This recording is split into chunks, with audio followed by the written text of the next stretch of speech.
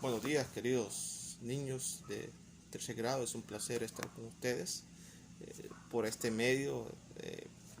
Lastimosamente, pues debido a la situación en la que estamos pasando, pues nos queda otra que estar por medio tecnológico, lo que es el internet. Gracias a Dios que pudo proveer inteligencia a personas que, que que inventaron la tecnología y que por medio de esto pues estamos llegando a cada uno de ustedes.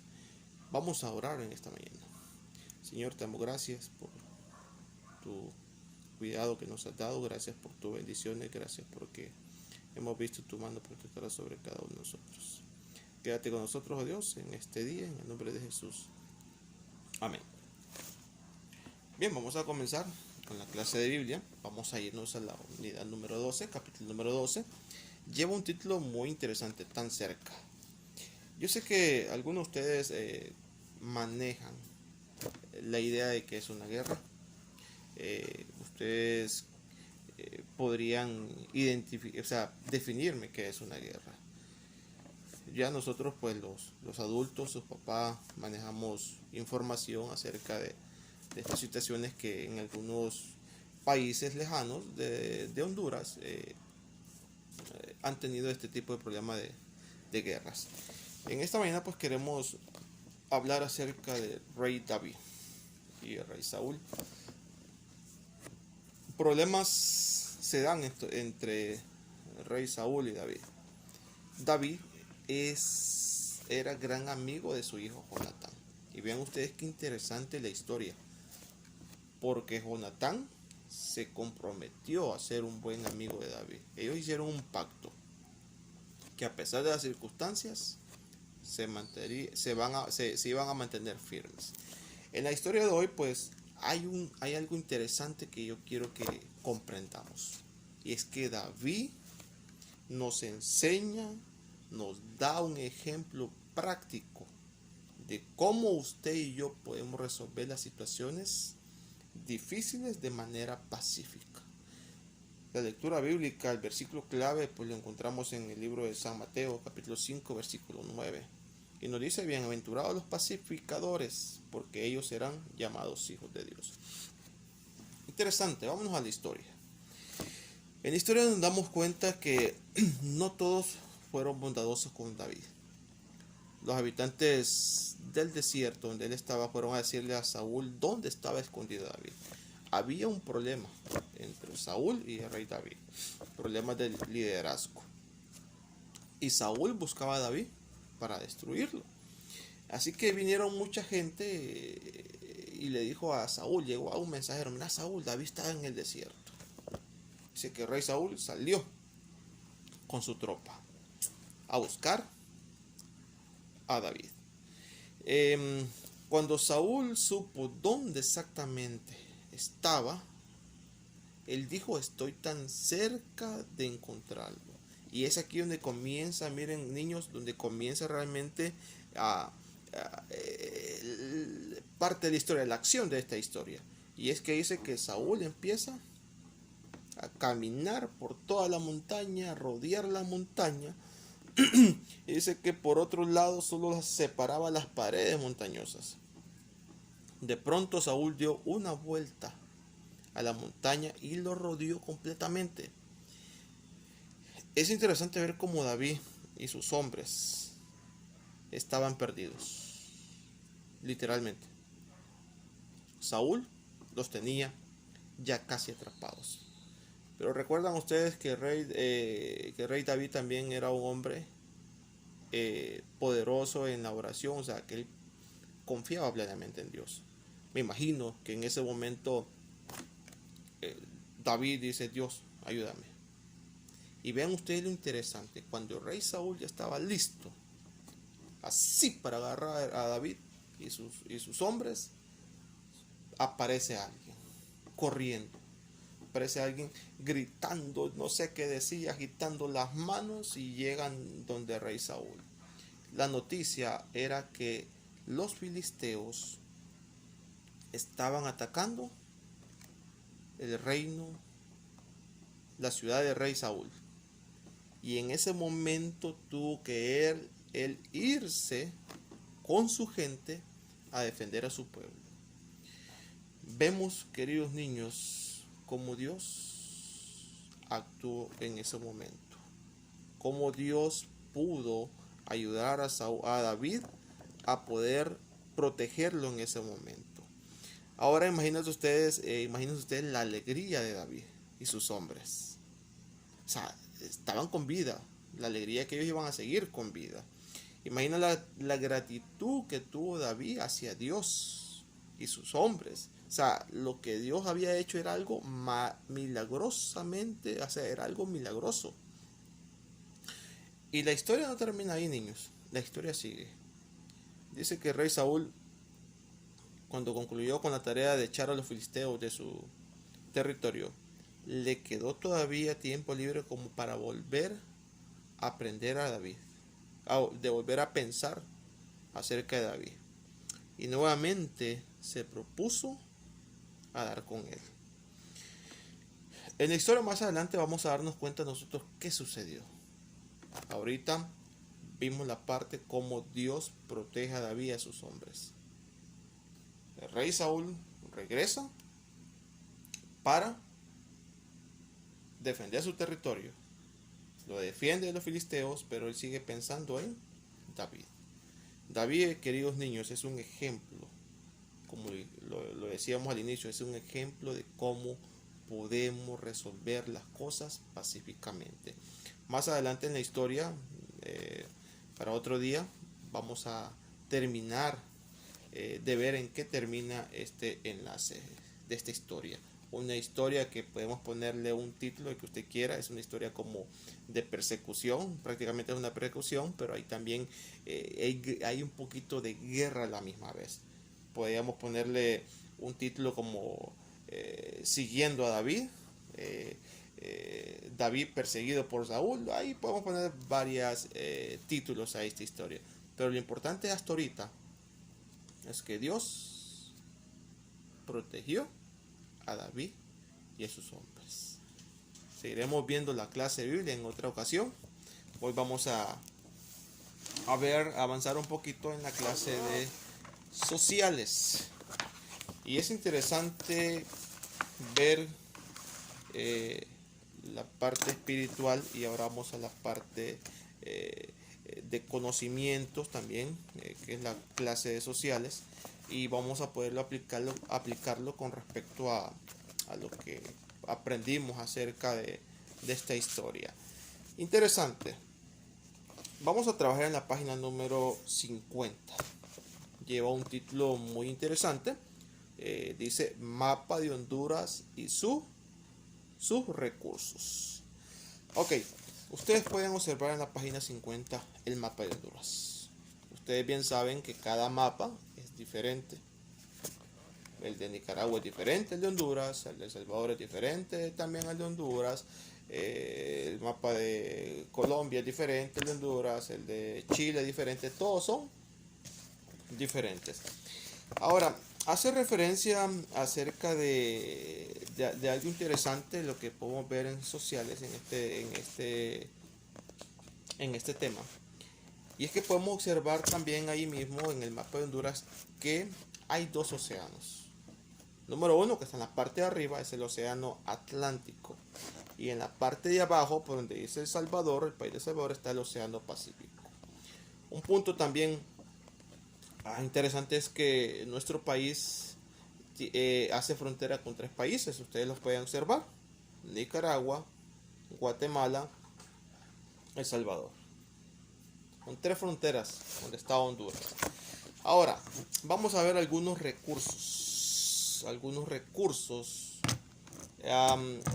que tiene nuestro país. Y ustedes pueden observar que ahí en el mapa aparecen varias figuritas. Esa es una simbología. ¿Para qué nos sirve esto? Nos explica qué significa cada símbolo o color utilizado en el mapa. Podemos observar en el mapa entonces que hay varios actividades y recursos económicos por departamentos. Quisiera irnos un tiempo atrás. ¿Saben que Honduras en el año 1913 y 1929, eh, la mayor producción, el mayor recurso que había en ese tiempo era el banano? Eran cantidades de plantaciones de bananos en la zona norte. Eh, Hay un lugar que está entre San Pedro Sula y Progreso, que se llama La Lima. Ahí estaban todos los campos bananeros. Todavía hay algunos.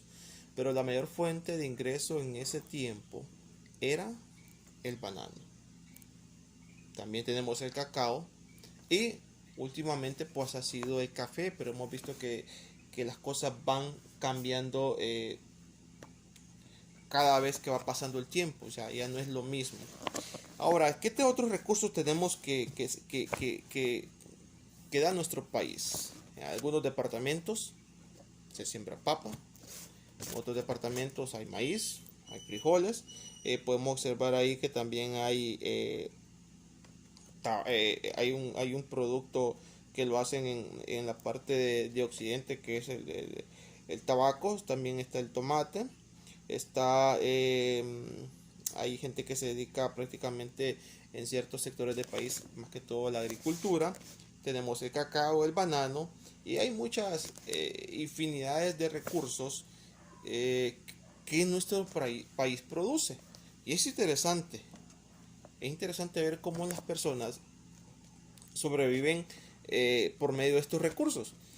Um, la vida en el campo quizás es lo mejor que puede haber hoy, últimamente.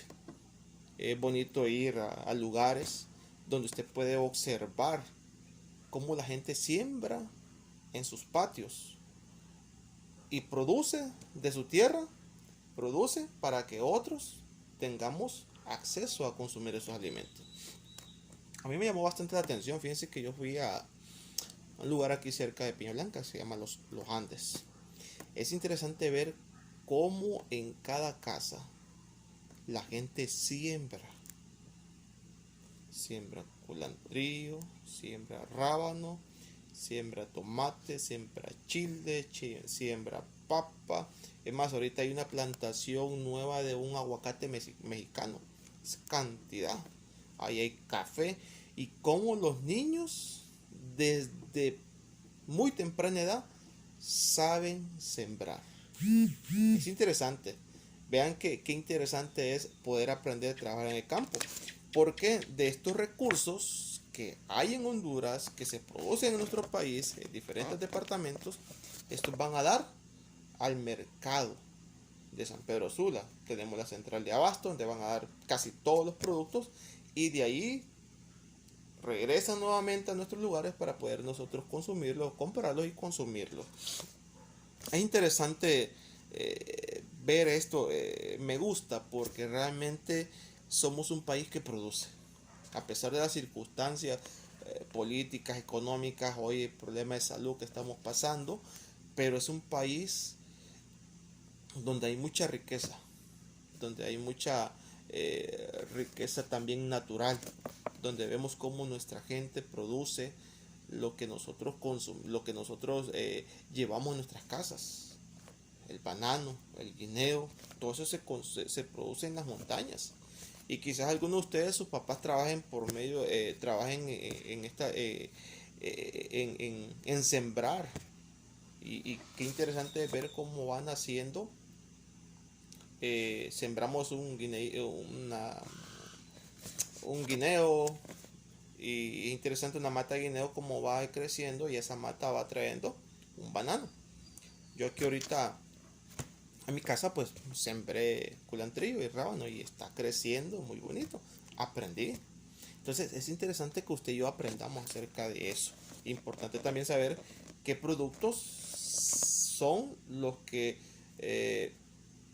son realmente actividades y recursos que posee nuestro país. En la página número 51 aparece una serie de preguntas y dice: pongamos en práctica. ¿Qué información presenta este mapa? ¿Qué recursos podemos encontrar en Honduras? Eso ya lo vimos ahorita. Según la simbología, Em, Vamos a observar el mapa y luego vamos a responder. Primera pregunta. ¿Qué océanos aparecen en el mapa?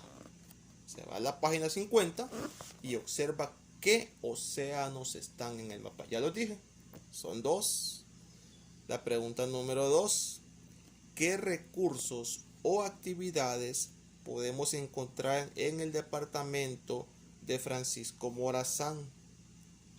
Observa el mapa y va a escribir qué recursos o actividades hay en ese departamento.